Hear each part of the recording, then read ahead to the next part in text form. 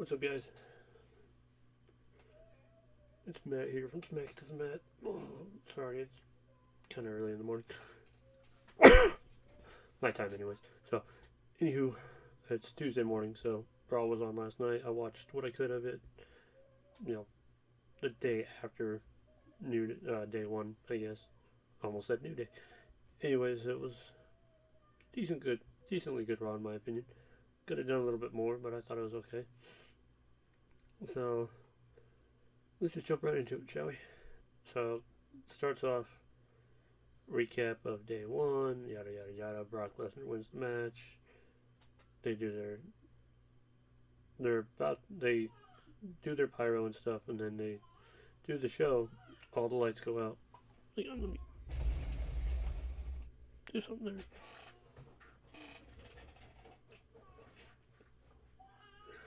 So all the lights went out, and then they're out for for quite some time, honestly. So, and then lights come back on. Who better than Mr. Paul Heyman is standing in the ring with a microphone. So you know what that means. So Heyman is now back with Brock Lesnar for the time being, depending on the situation.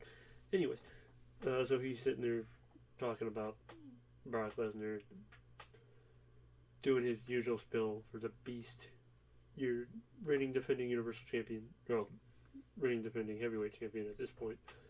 Brock Lesnar, blah blah blah, and then Brock comes out with the title, of course, because he is now the new WWE Champion.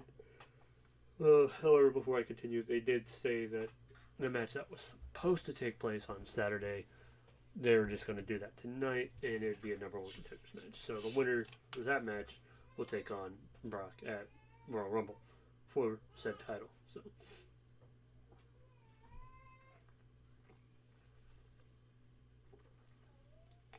So, with that being said, so Brock came out through the stairs into the ring, basically using it as a pedestal, is what I thought of it anyways. Came into the ring, stood on the stairs. Heyman gave him his title. I think he raised it up kind of like what Roman does with the raise up. I'm not 100% sure, but he lifts it up or throws it over his shoulder, takes the microphone, and says, "Acknowledge me," which I kind of marked out. I thought that was freaking hilarious. And yeah, so he did that, and then he wanted to thank his advocate, Mr. Paul Heyman, for pulling some strings to get him into that fatal 5-way match for the WWE title. Anyways, moving on. So, and the fact that he was a free agent, so he can do whatever the hell he wanted, basically. So then he hands the mic back to Paul. Paul starts talking. They do kind of some shots at Roman, and it was a good shot when he said, "See what happens when you fire your special counsel. If I wasn't there for you," which we all know it's just story talk. He was like, "Without having your special counsel, you got COVID." See, kind of like, okay, if it was for Paul Heyman, I was like, that was a good dig. It was a nice little stab in the back, if you will. But he fired him, so yeah, whatever. So, and then he was telling Lesnar, basically he said something to Lesnar. I can't remember what it was right off the top of my head. If you want to watch it, go look it up on YouTube or on WWE.com or on Hulu. You just watch the recap. Or Instagram or wherever nowadays. So, anywho, this segment was too long in my opinion. But Heyman then started talking about the men in that match. Started with Seth Rollins. The funny part about that was saying that Becky's gonna leave him because he cannot beat Brock Lesnar, and she will go find a better man. Not Brock Lesnar, but we'll still find someone better, so to speak. So, kind of funny. I thought it was funny. I was losing my shit, and then started talking about KO. Basically, he just said good/bad things for each of the individuals in tonight's Fatal 4-Way. So, first one being, like I said, Seth Rollins, second one being KO, and then got to Bobby Lashley. And then was hyping Bobby Lashley up. And when he said Lashley, the fans chanted for Lashley. So I think they're going with the face route for Lashley. I don't know yet, but we'll get there later too. So, with that being said, so when he's talking about Lashley, he said Bobby and Brock, Lashley and Brock never met before. Could be false, could be true. Never wrestled before. Never even shook hands in the locker room or anywhere else before. Basically, they did not meet until that Fatal 5-Way match, which could be true, could be false. Who knows? I don't care. All I know is Lashley Lesnar is what I want to see. That's what I want to see. If you already know what happens, you know what happens. I'm not going to go there until I get there. So, that's what I'd like to see. Anyways, continuing. He said Lashley, well, he mentioned MVP first, talking about crying to get Lashley basically another title opportunity, so to speak. So, and then he went on to kind of hype up Lashley a little bit, saying that he's the Almighty One, and when Brock Lesnar, if Lashley were to win the match after Brock destroys Bobby, he will be the Almighty Beast incarnate, so to speak. Is what I got for him. Then he moves on to Big E, and nothing but praise from Big E, and even from Lesnar. Like, it was legit. Like, you can tell. I mean, we all know kayfabe really doesn't exist anymore, but it does to me. So, anyways, basically said they respect him and Brock. Respect Big E. Big E is a great, was a great champion until day one, who, he's done excellent work. He said if Big E wins that match, it'll be a great match between Big E and Brock Lesnar. However, Paul Heyman is like, you're not going to win that match, but we admire your admiration.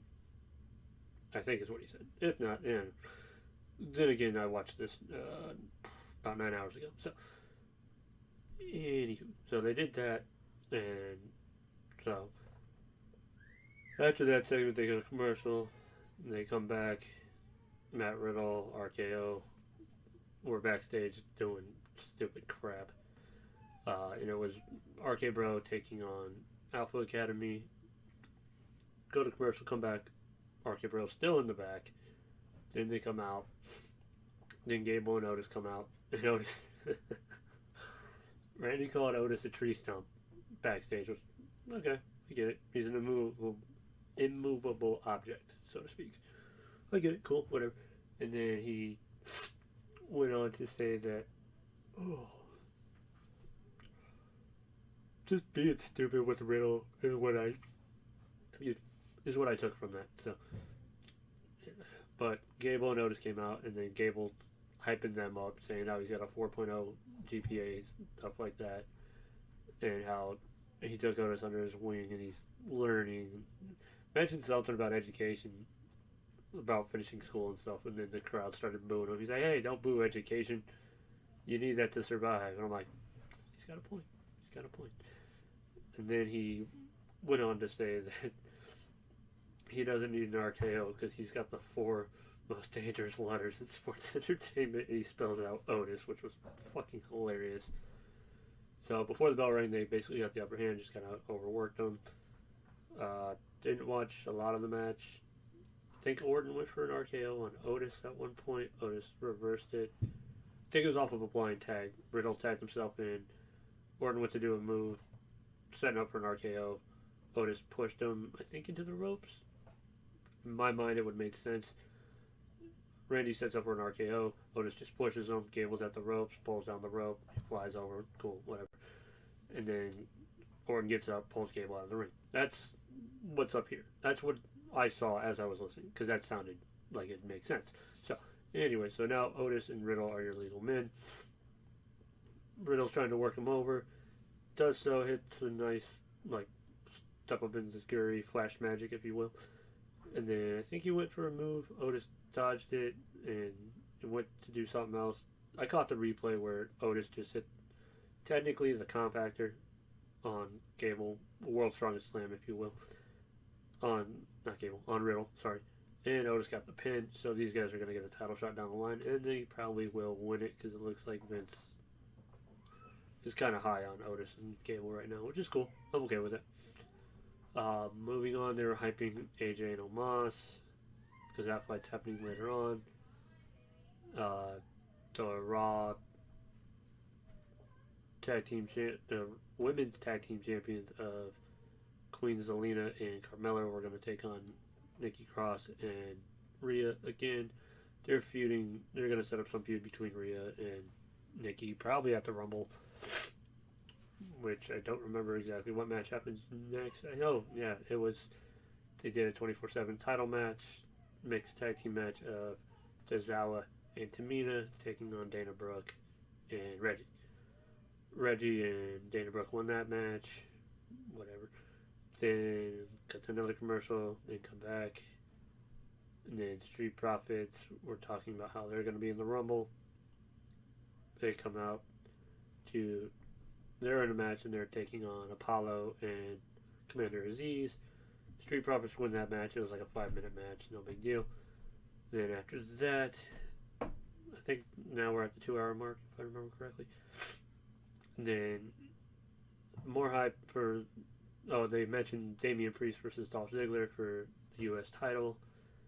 If Priest gets disqualified or counted out, he'll lose the title. So, yeah. Then he went and did. Yeah, and then Becky Lynch came out. Next, when they come back from break, Becky Lynch came out. They might have went to a break again, I don't remember. But Lynch came out talking how nobody can beat her New Year, New You bullshit. She was like, none of you, no. You're all going to not do what you said, not get out of South Carolina, not lose those 10 pounds, not do this, not do that. Liv came out to basically challenge her again. And then Bianca came out to challenge her. And Becky said, no, you both had your chance. Time for somebody else to step in line, blah, blah, blah. And then Bianca and Liv both basically, I guess, double teamed Becky or some shit. I don't remember. But Becky said she'll leave them two to fight it out and she'll leave. But then they attacked her and then they started attacking each other. And then Becky got the upper hand on both of them. So, yeah. So then Becky stood tall overall over the segment. Then they go to commercial. They come back from commercial. Sonya and Adam Pearce are in the general manager office, if you will. Then Piper Niven walks in, a.k.a. Dewdrop. It's Piper Niven. That's her name. It's her name to me. I don't care about the Dewdrop name. It's a stupid name. There, I said it. Whatever. Sorry for my baby crying upstairs, but he's fine. Don't worry. And then she claims that she's beaten Bianca. Why she hates being pushed off to the side. She wants a title match against Becky for the Raw Women's Championship. And Sonya said, okay, how about we do this? Next week in Pittsburgh, I think it'll be Piper versus Bianca versus Liv. Number 1 contenders match. Winner faces Becky at the Rumble. Makes sense? 2-week build, whatever. So that's going to happen. And I'm trying to think what happened next. No, next was the Raw, the women's tag team match. Carmella and Zelina won. Little animosity between Carmella and Zelina apparently though, so we'll see how that plays out. Same with Rhea and Nikki, so we'll see what happens there. Next up, they do a video package of AJ and Omos. AJ versus Omos comes out. AJ got the upper hand on him most of the time, but Omos is just a big guy. Finish saw AJ go for the phenomenal forearm. Just open chest is what I said when I watched it. Because right when he jumps, he's coming with the arm like this. Just chest. Goes down. Omos picks him up. I think he hit him with that two-handed choke bomb that he uses. Covers him. Omos wins. Which we knew was going to happen. They could keep this rivalry going if they want, or they can squash it. Either way. And then next up.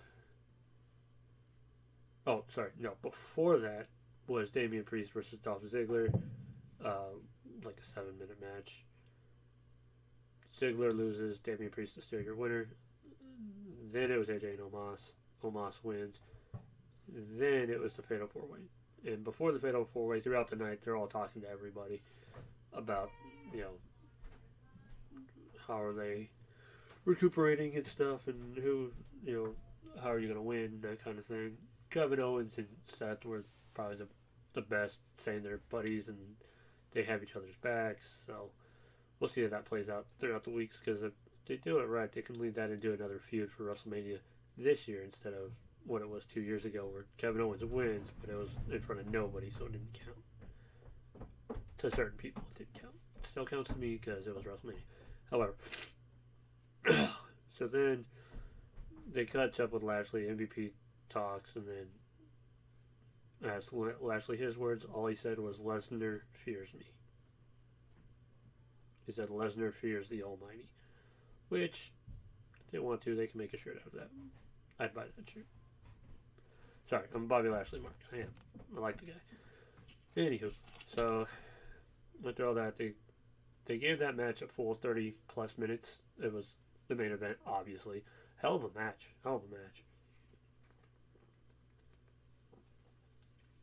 Like, they fought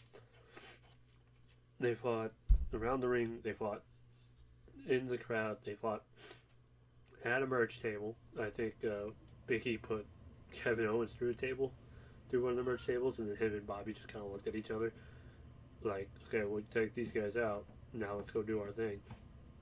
And then Kevin Owens hit a swanton. Kind of reminded me of Jeff Hardy from like 2000 Royal Rumble, or the 01 Royal Rumble, where the Hardy Boys versus the Dudley Boys in a tables match, and Jeff did the swanton off the exit, basically the exit ramp. He was on top, and he did the swanton onto Bubba Ray through the tables for the win. Another one of my favorites from those guys. Anywho, he did that, took out everybody, and when he did that, Seth and Kevin Owens were the first ones back up. Kevin Owens fucking gave Seth a kiss on the cheek. It was funny. It reminds me of him and Sammy, or him and Cole, man. It'd be great. It'd be so great. Bringing him and Sammy back together as a heel tag team, they'd be so awesome. Just because they're freaking hilarious. And that's what you need to be sometimes. Or not, who knows. And then they took Lashley back into the ring. Did they? Yeah, they did. They shield powerbombed Big E through the announcer's table, which, shout out to Roman and Moxley for that. It was 2-man, but whatever. And they get in the ring, and then they just worked Lashley. No, they worked Big E over. Sorry, because they did Rollins, I think, hit his ripcord knee, then threw Big E into KO. KO hit the pop-up powerbomb. Big E kicked out. Then they did their one hits the swanton, other hits the frog splash, and then because he hits the swanton. I think it might have been on Lashley though. No, it was on Big E, because he hit the swanton. Seth hits the frog splash, goes for the pinfall, which then saw Bobby Lashley run in and break that up. Because it broke it up, and then they did another thing. They did like another tag team type move, and then Bobby Lashley broke up the pin by pushing Seth into Owens to break up the pin. So that can cause a little friction there. And then basically after that, Lashley just went on a spear spree. It just speared everybody in the ring, and then pinned Kevin Owens, because Kevin went to do, I think he was going for the stunner, or they exchanged elbows or something. I can't remember right offhand, but they back and forth. Kevin Owens, I think, went to do a move, and Lashley ducked it, bounced off the ropes, came back, spear, 1, 2, 3, it's over. Bobby and MVP celebrating in the ring. Cameras go backstage. Brock's back there watching the match. Like, okay. Kevin Patrick shows up, asks Brock any thoughts on the winner of tonight's match. Brock looks, thinks about it, and then goes, "Yeah, my thoughts? Tell Roman I'll see him on SmackDown." Like, not even acknowledging Lashley, so this can go so many different directions. it would be freaking fantastic if they would do the right thing. So here's what I think they should do. And then after I say this, I'm going to call it a day, and I'll talk to you guys again later. Anyways, what they should do, because it makes more sense than anything. Roman's champ. Brock's champ. They're going to do their thing on Friday. Lashley could come in and start talking shit to Roman or Brock. Doesn't matter. He's going to go after Brock because Brock's his number one guy who he wants to fight. Can't wait. It'll be a good match, hopefully. Anyways, we're going to fast track to the Rumble. Okay. Lashley, Brock.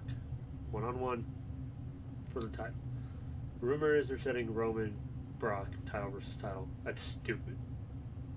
Okay. We've done that with Becky and Charlotte and Ronda. That's dumb. I don't want that to happen. Unless you put Bobby Lashley in this match, then I'm okay with it. However, what if this match is going good? Roman shows up, costs Brock the match, Lashley beats Brock, then you can set up the Brock Roman feud by A, having Brock enter the Rumble, win the Rumble, and then that way he gets his automatic challenge. Or B, Brock beats Lashley, Lashley enters the Rumble, Lashley goes after Roman. And Brock. Either way, plenty of stories you can tell in this, with this whole thing going on here. So, anywho, I'm excited for the Rumble, guys. Get to that later down the line, but Brock, Lashley, title. Odds are they're going to give it to Brock, but it'll be cool to see both dominant players in this big game they're playing. So, see what happens. I'm mad. It's been Smack to the Mad. Like, comment, subscribe, whatever you guys want to do. We'll talk about it in the comments, or just hit me up, email me. Hopefully I'll get back to you. We'll see. But thanks. Avoid the mess. I'll get it cleaned up later. And have a good day.